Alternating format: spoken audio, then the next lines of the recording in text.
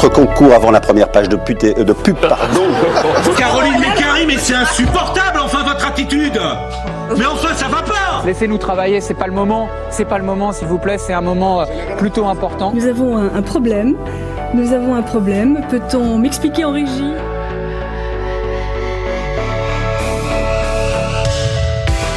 Bonjour à toutes et à tous, il est 10h36 et vous êtes sur la dernière émission de Delta Info, l'émission d'information et d'actualité sur Delta FM 90.2.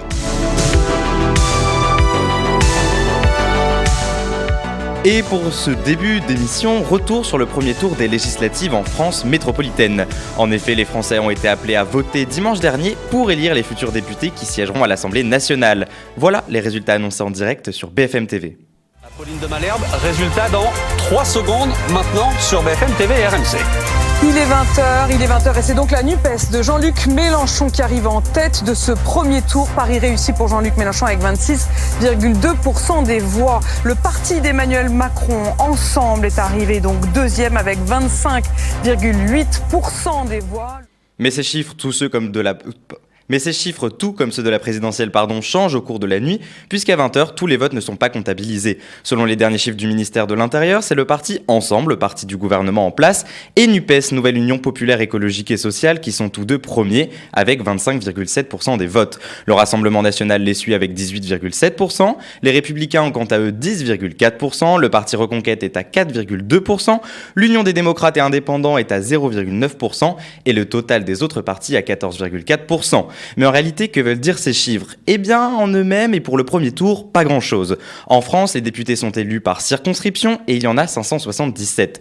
Et voilà donc pourquoi il y a autant de candidats. Pour être élu dans sa circonscription, 2 possibilités. La première, vous êtes directement qualifié si vous avez récolté plus de 50% des suffrages et si au moins 25% du nombre d'électeurs inscrits ont voté. La deuxième étant le deuxième tour qui permet de départager les 2 premiers candidats si aucun n'a atteint les 50% au premier tour. Et ces élections législatives, à quoi servent-elles et sont-elles réellement importantes ? Eh bien en réalité, oui, et presque tout autant que les présidentielles. En effet, lors de ces élections, nous votons les futurs députés qui siégeront à l'Assemblée nationale. Assemblée nationale étant, je le rappelle, le lieu où sont votées les lois. Suivant le parti et les idées qui passeront lors de ces élections, beaucoup de choses peuvent changer pour l'avenir des lois et des textes de loi qui seront votés dans le prochain quinquennat. Mais vous avez dû l'entendre, le réel gagnant de cette élection, c'est l'abstention. Selon les chiffres de Brut, pour les législatives en 2002, l'abstention s'était fixée à 49,5%. En 2007, 50,7%. En 2012, 51,7%. En 2017, 59,2%. Et pour cette année 2022, l'abstention bat encore un record, s'élevant à 60,6%. Un taux d'abstention qui fait peur et qui amène pour certains à une fragilisation totale de notre démocratie. C'est Laura, lycéenne, qui a interpellé le chef de l'État jeudi dernier concernant son gouvernement, sont pris par le Parisien. L'objectif principal de votre quinquennat, c'est l'égalité des femmes et la protection des femmes qui sont violentées. En attendant, vous mettez à la tête de l'État des hommes qui sont accusés de viol et de violence pour les femmes. Pourquoi ? L'égalité on était là en train d'en parler. Monsieur, répondez-moi. Je l'ai accompagné et je continuerai de l'accompagner et de la protéger. Oui, mais monsieur, il est accusé. Pourquoi ? En même temps pour fonctionner. Oui, c'est ça.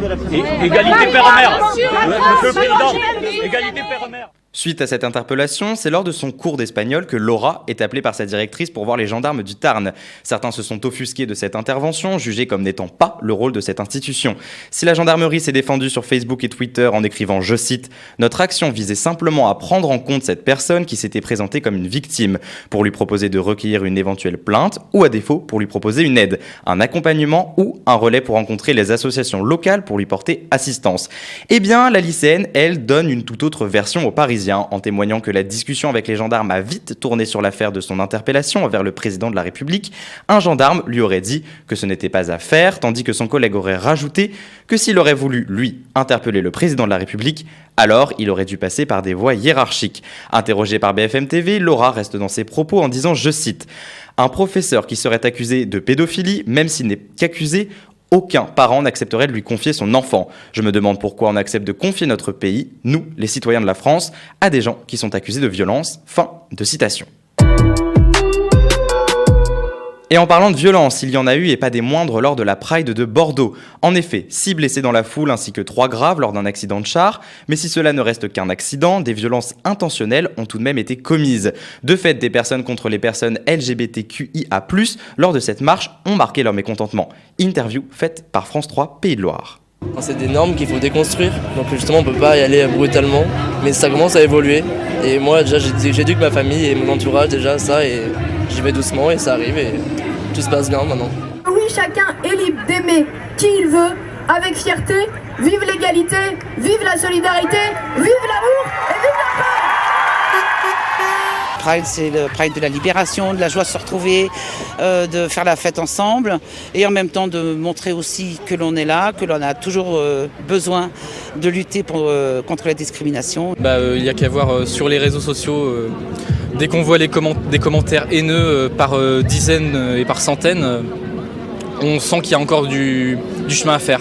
Munis de banderoles où l'on pouvait lire « Protégeons les enfants, stop folie LGBT », des personnes ont tenté de marquer leur désaccord avec la foule en lançant des projectiles, en utilisant de l'acide ou bien en faisant des saluts néo-nazis. Je vous le rappelle, mais selon le ministère de l'Intérieur, le site officiel de la santé publique et le site Stop Suicide, les crimes LGBT ont augmenté de 28% depuis l'année dernière, le taux de suicide chez les jeunes trans est de 35%, ou bien les personnes intersexes dans le monde, c'est-à-dire 120 millions de personnes, subissent encore des mutilations génitales en étant bébés, voire nourrissons. Et en ce qui concerne les droits des LGBT dans le monde, ce n'est pas gagné. En effet, en plein mois de juin, un film a fait polémique, celui de Buzz l'éclair. En effet, ce film a été interdit dans 14 pays, mais pourquoi ? Eh bien parce que pour la première fois, l'agence Pixar a décidé d'intégrer une scène de baiser entre deux personnes du même sexe. C'est aux Émirats Arabes Unis et en Arabie Saoudite, par exemple, que ce film ne sera pas projeté. Si la même polémique avait déjà eu lieu et que Disney avait retiré cette scène dans le montage pour la réintégrer suite à la pression de membres de l'équipe, Buzz l'éclair s'ajoute à la longue liste des films et séries censurés pour cette cause. Et maintenant, une nouvelle qui va faire de la peine aux plus mélancoliques d'entre vous. C'est hier que la fin d'Internet Explorer a sonné. En effet, ce moteur de recherche apparu le 16 août 1995 a été désactivé et les utilisateurs ont été redirigés automatiquement vers Microsoft Edge. Voici une archive de l'INA où des journalistes ont demandé aux passants ce qu'était Internet en 1996. Internet, je sais pas. Système informatique de communication, c'est les nouveaux autoroutes de l'information. Voilà. Vous voyez, il est intelligent, mon copain. C'est des boîtes à terribles. La publicité. C'est un programme qui permet de savoir un peu tout. Internet, c'est le nettoyage. Internet ? Je sais pas ce que ça veut dire. Inter quoi ? C'est comme un énorme Minitel où on peut avoir une source d'information immense avec tous les pays. Internet. Ouais.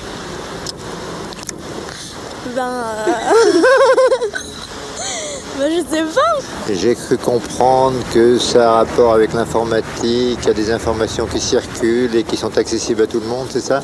Et qu'il faut un ordinateur pour cela, non ? La fin de 26 ans d'existence donc pour Internet Explorer. Et pour finir ce journal, vous l'avez sûrement ressenti chez vous, mais les températures sont en hausse depuis quelques jours. Si le mois de mai s'est enregistré comme le mois le plus sec depuis très longtemps en France, le mois de juin semble continuer à inquiéter les scientifiques ainsi que la population. Interview en France et dans le monde par le RTBF. Au regard de la végétation et de l'état de la végétation, on peut dire qu'on a un mois et demi d'avance sur des saisons classiques. C'est les conditions météo qui dictent la suite des événements. Vachement chaud, très chaud. Je suis sudin, mais... En parlant de l'âge, je crains beaucoup la chaleur.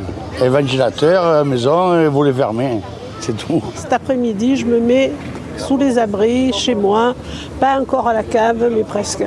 S'il ne pleut pas cette année, nous ne pourrons plus rien faire. Il n'y a pas d'alternative, parce que les animaux s'affaiblissent et meurent chaque jour. Si les températures annoncées pour demain sont de 38 à 40 degrés, les scientifiques ainsi que les météorologues ont du mal à le croire. Hier, Météo France a placé 23 départements en vigilance orange. En ce qui concerne les canicules, un chiffre revu à la hausse par rapport aux prévisions selon Tristan Ham, prévisionniste à Météo France. Et voilà, c'est la fin de cette toute dernière émission de Delta Info, du moins dans les locaux de Delta FM. Alors merci à vous de m'avoir suivi durant ces 15 émissions. Merci Justine de m'avoir tant appris et d'avoir fait naître la passion que j'ai aujourd'hui pour la radio. Je vous redis au revoir et peut-être du moins je l'espère, à bientôt sur Delta FM 90.2. votre concours avant la première page de pub, pardon. Caroline Mécari, mais c'est insupportable, enfin, votre attitude. Mais enfin, ça va pas. Laissez-nous travailler, c'est pas le moment, s'il vous plaît, c'est un moment plutôt important. Nous avons un problème. Peut-on m'expliquer en régie